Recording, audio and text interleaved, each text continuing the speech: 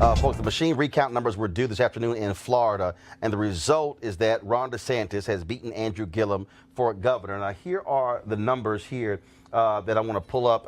And so Ron DeSantis, this is as of 6:02 p.m. From the Associated Press. Ron DeSantis got 4,075,000. Guys, do you see my iPad? There we go. 4,075,473 votes. Andrew Gillum, 4,041,775. What that means, folks, is that Andrew Gillum lost the governor's race in Florida by 33,693 votes. Now, here's something that's happening there. A judge has given thousands of voters with rejected ballots time to fix the signature problems. More than 3,700 ballots are in dispute, and voters have until 5 p.m. Saturday to fix any signature mismatch problem. Now, Governor Rick Scott is appealing that because he, of course, wants to win. He is leading incumbent Senator Bill Nelson by just 12,000 votes. Palm Beach County did not finish their machine recount in time, and the Nelson campaign has filed a lawsuit to have a hand count because they say the machines are failing. They're overheating in Palm Beach County. Now, Florida Secretary of State has ordered a hand recount all over the state. And Nelson isn't unlikely to gain enough to win unless the undervote in Broward County for Senate is corrected with a manual recount that started today. Attorney and activist Pam Keith joins us right now from Florida. And Pam, obviously bad news for the GIllum campaign, but for Democrats, they are holding out hope that with these ballots and by doing a hand recount, that Bill Nelson could somehow make up 12,000 votes to surpass surpass Rick Scott. Yeah, Roland, it is kind of sad news because of the machine recount. And you did report accurately that Palm Beach County, which is where I live, had real problems with these machines. They are antiquated. The machines in Palm Beach County were from 1997. And so they were overheating, they were jamming, and that slowed down the machine recount.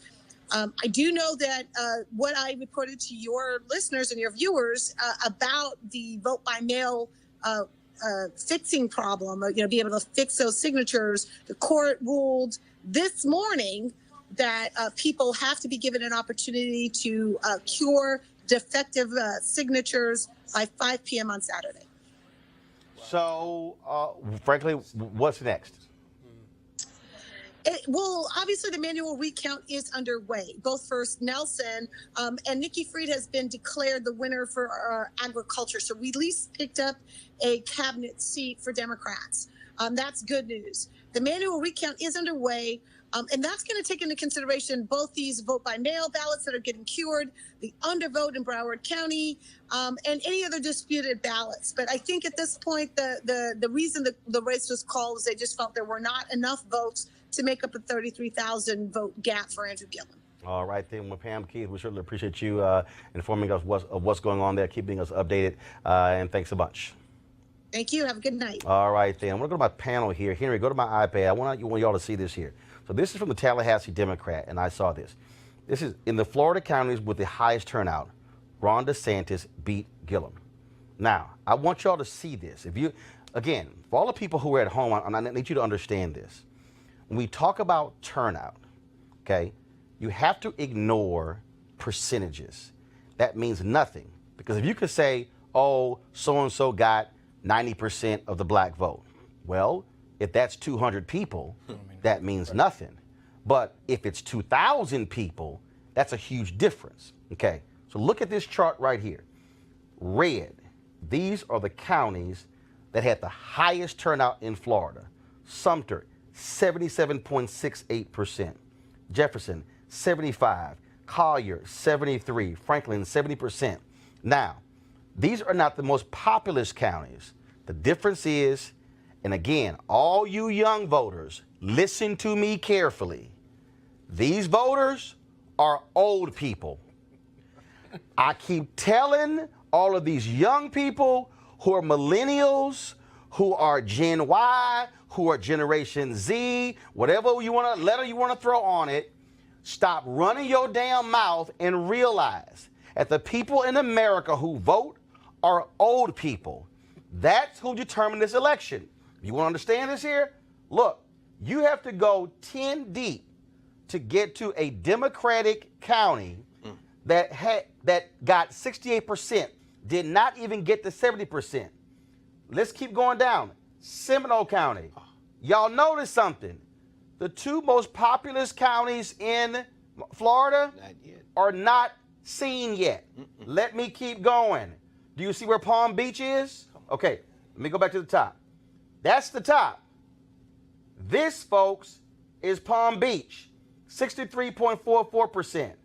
Duval, Jacksonville, 62.70%. We still haven't got to the most populous county in Florida. Let me go further. Do you see it? No. Let me go further. Wow. Let me go further. Broward County, 57.28% turnout. Miami-Dade, 56.89% turnout. Andrew Gillum lost by 33,000 votes. If Miami-Dade by themselves turned out at 70%, he runs away with the job. If Broward turns out at 70%, it's not even a close competition. Where are the rich black voters in terms of that Andrew Gillum was depending on? Miami-Dade and Broward. How many times was Obama in Miami-Dade? How many times was he in Broward? Derek, this is the point. I talked to some Gillum people and they said, man, they think the day before the election, polls said Gillum was going to win by 4 points. People were like, oh, he got it in the bag. You don't win jack until ballots are counted. This is turnout. Not only is it turnout, it is a question for election reform in ways in which we have to expand what our imagination is. One thing she said earlier, that the machines in Palm Springs was from 1997. Palm Beach, yeah. Palm Beach. That's malfeasance. But as a result of the 2000 election, we had the Help American Vote Act, where every state received a bunch of money to buy new machines, and it was up to the individual counties to purchase the machines. That means Palm Beach County didn't purchase new machines. Right. That's point one. Point two, if we stop talking about democracy in this bubble of the Voting Rights Act and expand, Australia, 96% of the population vote. Over 200 countries use compulsory voting as the mechanism of turnout. In Canada, 92%. In Germany, 93%. And we are saying it's a good turnout if we're talking about 70%. That's not representative government. Part two, we have to stop listening to polls. They are wrong. Mitt Romney didn't have a concession speech in 2012 because all the polls said he was going to win. He lost.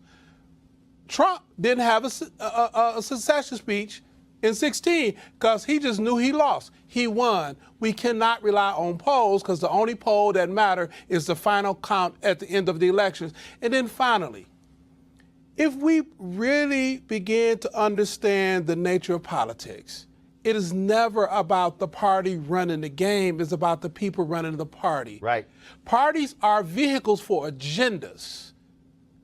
And those agendas are set by the constituency base that make up the party. We have to stop looking for something coming out of D.C., whether it's Republican or Democrat, to run the game. It's a bottom-up game, not a top-down. That's the lessons for the civil rights movement. It's not about a speech from an individual. It's the collective consciousness of the communities that move the needle, not in Selma, but in Lowndes County, Alabama, where you're seeing the true nature of power being demonstrated. Scott, I know somebody's watching, and they're saying, oh, Roland, you blaming black people. No. What I'm saying is, them white folks in those red counties, they showed up. Yeah. And the reality is, Republicans, if you win, your people show up. There you go. And if you Democrats, if you win, because your people show up. At the end of the day, those who show up, they determine who the winner is. And that's why I use the phrase, vote or shut the hell up. Right. Hey fam, I want you to like, share, and subscribe to our YouTube channel, youtube.com/Roland S. Martin. And don't forget to turn on your notifications.